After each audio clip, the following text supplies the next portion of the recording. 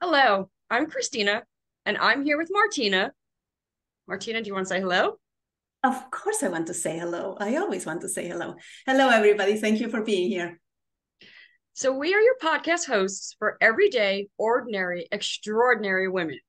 We're inspired to create this podcast after pondering on this question. What would a world look like where we can be inspired by every person? Our immediate way of being is to compare and judge. And when we do that, there's always someone losing. Depending on my point of view, I can either feel small or arrogant and dismissive. Those are really only the two options from that perspective. So we were thinking, what would be possible if we could really focus on someone's everyday normal is someone else's extraordinary? Judgment comes from our first impressions. So we invite you, the listener, to go beyond first impressions and see the magic everywhere. There's inspiration at every corner and everyone if you're willing to look. And today we are joined by Ginny. Ginny, thank you so much for being here. Would Thanks. you like to introduce yourself to our listeners? Hi, my name is Ginny. Um, I am a retired nurse, a mom of three, a life explorer of trying to figure myself out, who I am in this world. Yeah, that's kind of like me in a nutshell. Thank you. That's beautiful. And you're sweet and tough and powerful and intuitive and willing and curious. And, I've loved to get to know you better and better. It's just, and I love watching you stepping in the next version of you, right? You're about to move. So it's a new chapter. And how exciting is that, right? The new life. Very exciting. Yeah. Mm. And I'm so happy for you. I'm so curious to see what that will bring, right? Because it's always we move environments and something new gets to emerge, right? Because Yeah, we're I'm changing curious our too. environment. I'm really curious because I don't even know what the environment is as far as I feel like I've finally built a little community here of friends who are of like mind. And that will continue, of course. Um, but like the daily hands-on who you run into kind of thing is I'm really curious how that's going to play out, what that's going to look like. And just being open and just not getting like I normally would be really super nervous and stuff and questioning myself. And I'm just gonna go and I'm gonna embrace it. I'm gonna be open, let it happen. It's how we ended up moving down there. It's how the attitude I stayed into for the house and stuff. And I'm curious too. I'm excited. Hmm. It's really cool because it is that like that beginner's mind, right? Rather than knowing how it was in your past, it's like, okay, let's see what comes. Let's see and how long have you lived in the house that you were in? This house we're in for 22 years. Yeah. So that's coming from somebody who has moved every 3 to 4 years almost her entire life. Prior to this home where we were there for 11 years, prior to that I was never in one place more than 4 years at a time my entire life. So it was cool to come here and buy this house and knowing that I could build some kind of roots here.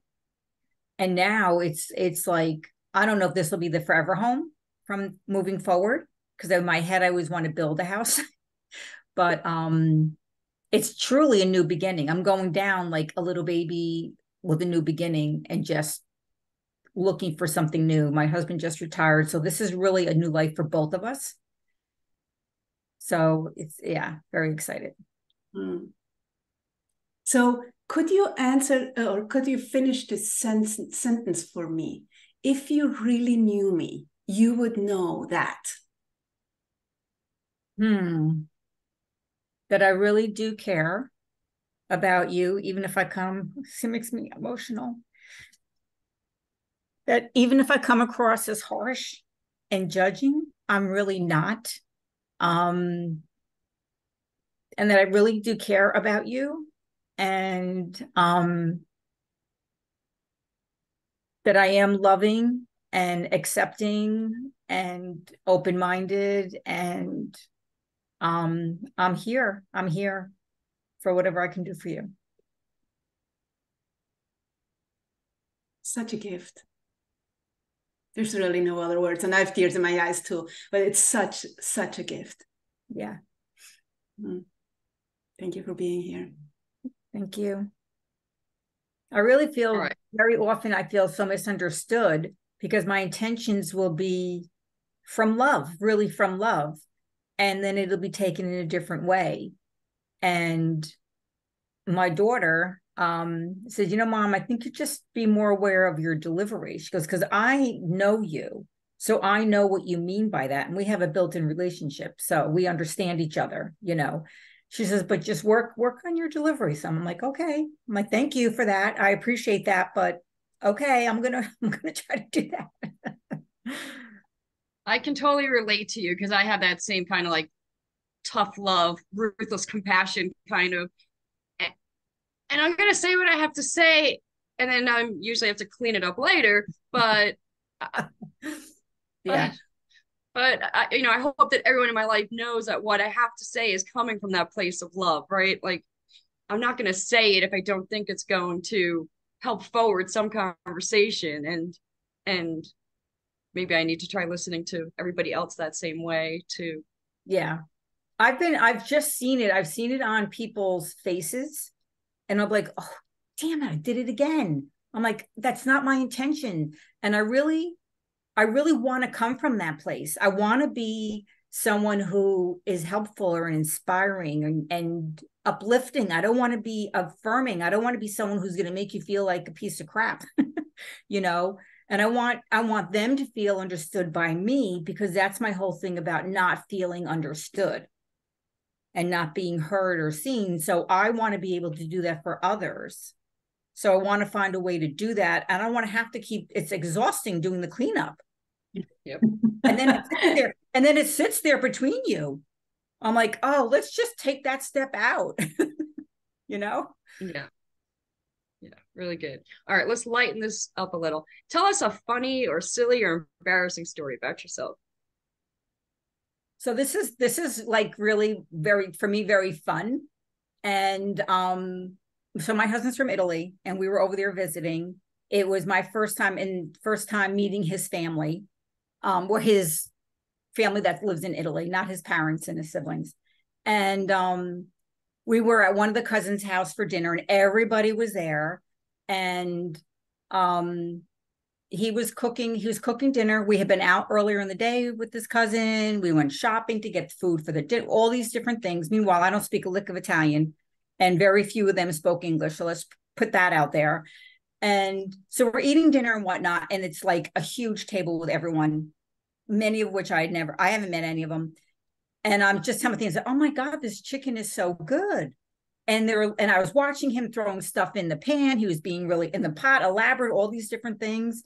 And they're all laughing at me. I'm like, what's going on? And he's like, it's rabbit. I go, it's not rabbit. It tastes so good. It tastes like chicken to me. I thought they were just busting my chops, like initiating me into the family.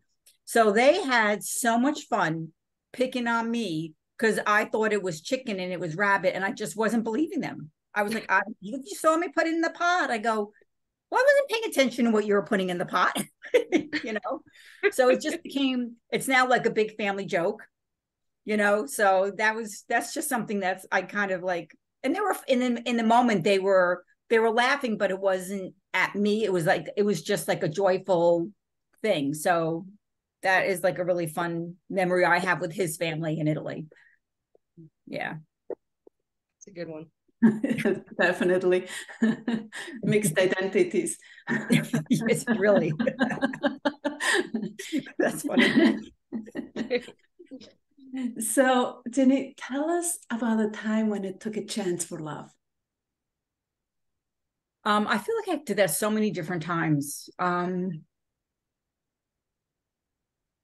This stuff just makes me emotional. I would say with my husband, because this is my second marriage, and I went in with my daughter, and I had been very hurt prior to that. And I just was going to open myself up, and everything went really quick, just really fast. And I just decided I was going to step into it and have a marriage with him, you know. I also feel like I don't want to make it heavy, but I feel like with my kids and especially my sons, in a different way for each of them, but I feel like standing up and setting boundaries that were really hard, that was really love. It was me stepping up for myself, so loving myself and not tolerating certain behavior, even though the results could very possibly be something that I wasn't going to like. But I took the chance of stepping up for myself and setting my boundaries with my kids. That was really huge for me. Scary. Well, and probably was a boundary, like it was for them too. Absolutely. It was, because it's like they sometimes need that firmness and clarity to. For me, that was the ultimate love as a mom. Mm-hmm. I felt like I was sacrificing myself as a mom because this is what they really truly needed to see, understand, or whatever. And then the chips just fell where they fell. But that was huge for me. And I really feel like that was, even to this day, with all the consequences of it, I feel that was a true act of love from me to my child. Yeah. It's one of the biggest challenges, right? Being a parent is just 100%. So beyond, right? Yeah. It's like in every way. I don't know. Yeah. We could go down that rabbit hole, but let's not. Let's not. Yes. That's another podcast. That's another podcast. Yeah. It's just, in that line, right? It's like, we will never know if we did the right thing, right? Only time will tell, but at that time, it's what feels right to do. That's what we do, right? Yeah. And in hindsight, we're smarter and we should have, could have, whatever. Yeah. Right? And as a parent, you're always guilty. Always. It's just always guilty. You never quite get it right. Yep. But I will tell you, so 2 of my children, they've all given me their challenges in different ways. And I know I'm no different than any other mom. But 2 of them have come back and said, thank you. Thank you for doing that with me and loving me enough and showing that to me. So, because now they're adult children, so that's where I am with my kids. And I was like so grateful for that. And I was like, wow. I mean, and numerous different times they've said it. And I'm like, wow, great. Yeah. And that's beautiful, because it's like when you're in the midst of it, it's like you don't like question it. You don't see, we don't have we never have the full overview, right? In life in general, we never have the full overview, but it's like when you're in the midst of it, there's stress, anxiety. It's like, yeah, and fear, lots of fear and questioning, and yeah. Mm-hmm. Yeah. All right. What would you say your superpower is, Ginny? I would say my superpower is, it's hard to say one thing. I'm very forgiving, but my real superpower is my ability to be a really good friend. That I can accept people where they are. I can honor them. I can support them. I see them. I'm trustworthy. Like, they know they can count on me. If I give my word for something, they know it's true and 100%, and they don't have to worry. I always tell them I'm the best secret keeper. Part of it, as I've gotten older, is that I don't always remember everything. I'll remember the essence of something, but not it. I think so. I can't very well give your secret away if I don't remember it. But I'm just super dependable, reliable, and even last night, my friend called me. She's going through stuff with her dad, who's at the end of life, and she said, like, the last 2 points, she goes, Ginny, I know you're the one to call.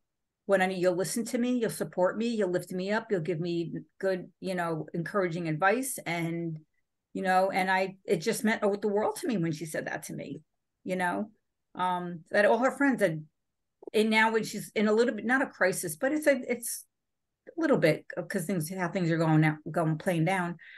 And I was like, I was the phone call, the 2 times. So yeah. Such an honor to be the one your friends, reach to when they really need someone. It's such a gift. Yeah. Yeah. Really special. So given that you provide all of that for people, what do you do to fill yourself up? Well, I used to not do anything to fill myself up, and I became empty, and it wasn't good, like especially say with family, right? And like your own nuclear family and your extended family.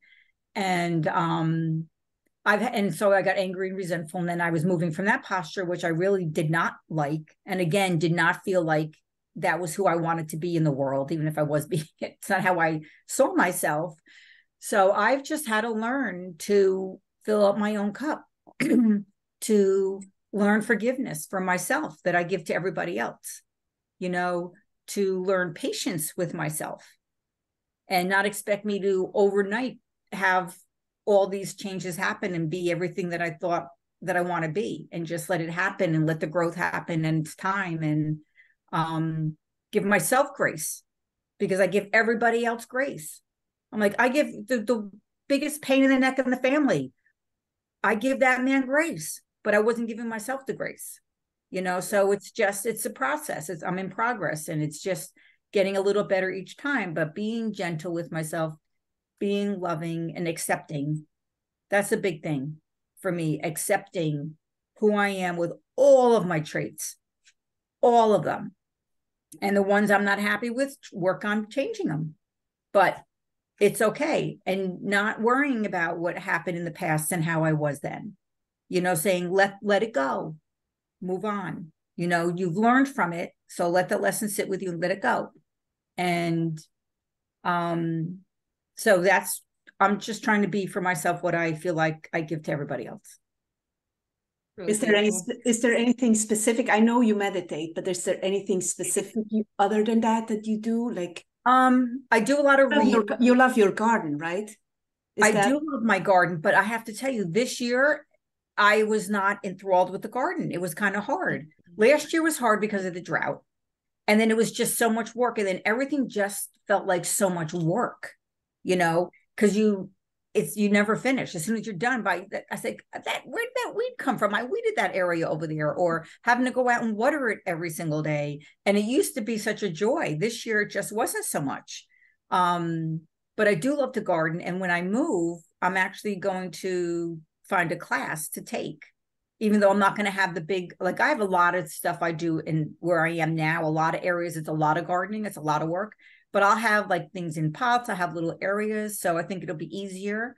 But I do plan on doing the gardening, and I do like my readings. I have several different things that I like to read from every day. And when I do them, they're very grounding for me.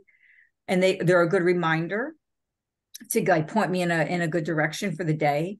I like to read for all this stuff. And what I'm finding lately, I used to listen to music many years ago, and I was like, oh my God, I like stopped listening to music. And I'm noticing lately, no joke, like music is moving me like no one's business. I hear all this and I find I'm like going, oh yeah, I'm like getting into it. I'm like, oh my God, it's been a long time. It feels so good. So music is coming back to me. Moving, exercising. I like when I stay with my exercising, that movement, and my body feeling stronger is a really big thing for me. Yeah. Really cool. So if you had a magic wand and could give people any quality, what would it be and why? I would love to give compassion to people, because I think if they could sit in someone else's shoes, stand in their shoes, see where they've been, what in their life has affected them that makes them be the way they are, right then in that moment, that you can have more understanding and more tolerance sometimes. Not that you can't tolerate everything, and some people they're just ridiculous. I get all that, but generally speaking, just, and then you can allow them to move through something. And if you're coming from compassion yourself, then you can be a better guide through it or support through it, you know, and not make it about yourself. Let it be about them, which I think is, I know I've done that, you know, it's now about me, you're making me mad or whatever. I just think that could help to certainly change the world if we could all just come from compassion a lot more. Agreed. Yeah. Yeah. It feels like compassion is so tied to, well, you need understanding to have compassion, right? You need to broaden your view to be able to bring in compassion. Right. Absolutely. And give up your judgments, right? Like when you're judging, you can't possibly be compassionate, but when you can stand back from that. Yeah. And you know, also, like, so when I work on not being so judgmental, I find I don't judge myself as much. And guess what? I can then be more compassionate. You know? Yeah. It's the opposite of a vicious cycle, whatever that would be called. In a positive way. Right? In a positive way, right? Yeah. Like an infinity, let's call it an infinity loop. Here we go. I know. I'm going, what word would I use? I don't even know. That's a good one. An infinity loop. Yes. Yeah. So this is might be a little challenging to wrap your head around it, but who or what do you want to be when you grow up? Like if you could do anything for anyone, if there would be no restrictions, right? There's no limitations, no restrictions. What or who would you be? What would you be doing? That's a really challenging question for me, because I feel like I'm just starting to grow up, you know, and I'm like, I have always identified myself as a mom, a wife, a nurse. And my whole life basically was circling around those roles.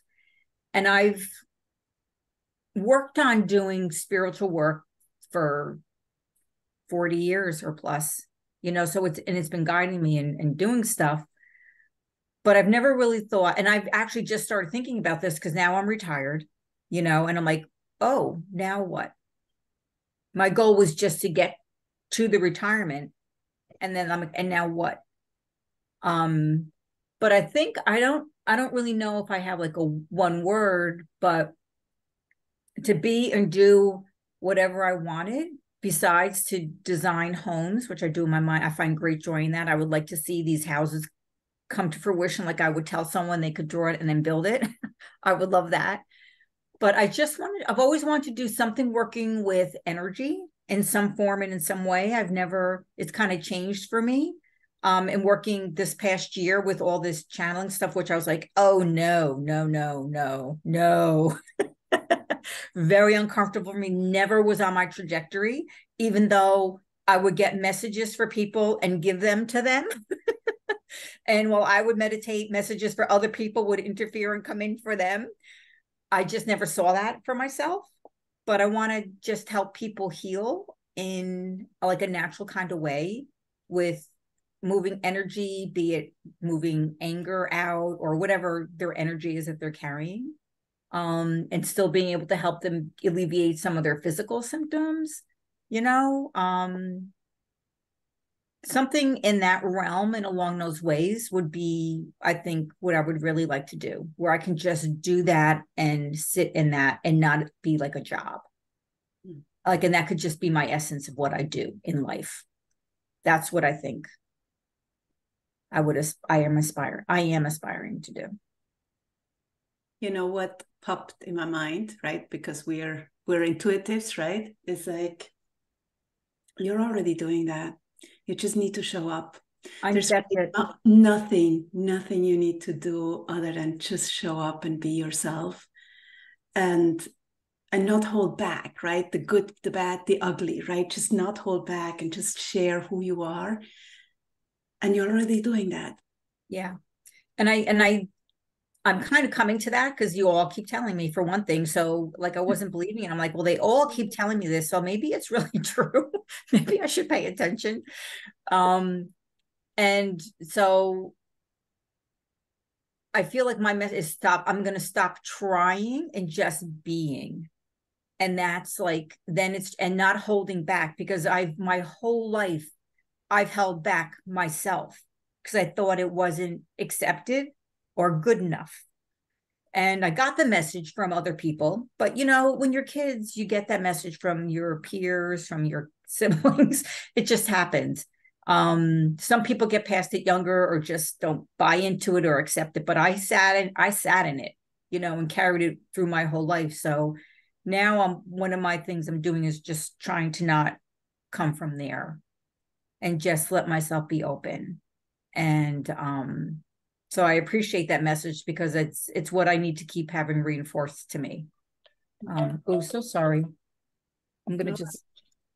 Well, you know, inside of what you're saying, it's also that part of, you know, we've been taught to fit in. We've been taught to suppress who we are. We've been taught to be a certain way, right? And really, we've not been created to do that. We've been created to stand out, to be unique, to be ourselves, right?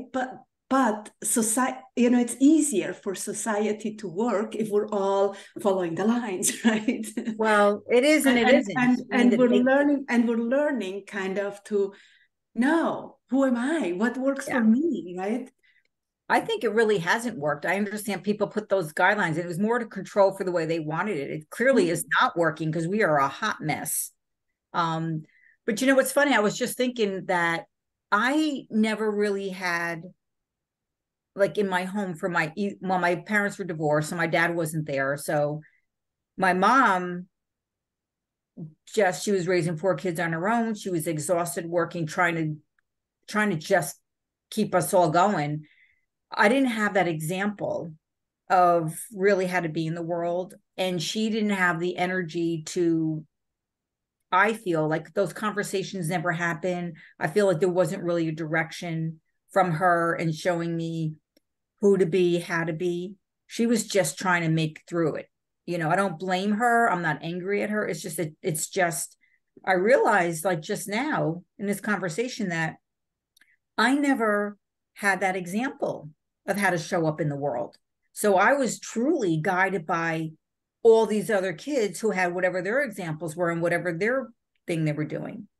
You know, I always recognized that I didn't have a good example of parenting, you know, but I never really realized, particularly showing me as a woman, say in the world, a person in the world, but you know, so that's really interesting. Yeah. Well, I believe none of us really has had that, right? It feels like there's a shift that's happening right now where it's like, yeah, no, it's okay. You're allowed to be Yeah. you know, Right. you, Well, just also, unique, special, extraordinary you, right? yeah. But our generation definitely, I think, was the beginning of an end of an era where you told a line, you did this, you fit a role, and you had to behave in this role and walk this way. Like even from when you graduate, we kind of have this conversation that you're going to go, these are your options that you can pick from, you know, and my daughter's generation was different. I was different with my daughter about that, you know, and each generation gets further from that. And it's now, I feel like these kids today are told, go be yourself. You don't have to go this way, you know. So in a while, the world will be a different place because each generation then passes, like it's not going to happen in your generation, right? So it's just going to keep changing and passing as they go down the line. Maybe we'll know it as a different person when we come back. But yeah. I find it really, really exciting. I find it exciting to watch, you know, my daughter is so my older daughter, she turned 20, and it's just like watching her, it's like how she moves in the world. It's so exciting to see, because so it's great. so different than. It's so different than us. And you know what? And I do too. And everyone complains, and I do in a certain way in my career because things are just different. But I would watch the younger girls from a different context. And I was like, wow, I found it fascinating, you know, and where I used to be angry about, I said, no, that's a great example for me to see that. Like, I appreciate seeing that that's how they're moving, and that at such a younger age, they have confidence in themselves, you know, and what they want to do with their life. I don't have to agree with it. I don't have to like it. It's none of my business. But it was a great, in hindsight, looking back on it, I was able to start appreciating that part, you know? Yeah. Really cool. So in the end, what do you want people to remember about you? I want people to think of me as just being kind and loving and supportive. I wouldn't mind being thought of as a cool cat, you know, hopefully someone who's fun to be around and joyful and just embracing life, and, you know, something like that, you know, positive, who had a good contribution, you know, yeah. What are you most proud of? Like, what do you consider your biggest accomplishment? Honestly, the besides all my kids are alive through, and actually, I will say honestly, the fact that I'm still walking on this planet is amazing. And I think sometimes I thought it wasn't going to happen. So I think that's a huge accomplishment for me. And just all my self-realization that I'm having, and that I'm having the growth that I'm having, and accepting myself, and I'm not beating myself up so much anymore, like hardly at all anymore. I really catch it a lot quicker now and turn it around. And that's huge for me, because when I was going through this whole process for all these years, I mean, really, I'm like, oh my God, I'm overread and underdone. This is like, how long have I been in the oven? This is just like actively working on this stuff. And this is where I'm still sitting, you know? And just in the last couple of years, especially this last past year, so much has transformed in me. You know, I'm not the same person I was a year ago. And that's amazing to me, because I never thought I would allow it to happen. I never thought I would let myself go through the process or the passage or whatever. So that's, to me, like big. And I'm really grateful. Yeah. Yeah. Thank you. Thank you. And thank you for being here. Thank you. Thank you for asking me. I I was nervous. I was thinking, oh, and I'm like, put on the big girl panties, Ginny, and go. Just do it. Yeah, thank you for your love and your vulnerability. Like it shines through, and it's just so beautiful and so powerful. And I'm so happy that you're in my life, I feel the same way. wherever we're going. Thank you. Thank you. And for you out there, thank you for being here, for listening. And if you love this, please leave us a review or share. You can do both, actually, right? And please always remember, you are extraordinary. You rock. Until next time. Christina, you want to say bye? Thank you, everyone, for being with us. We love you. You rock.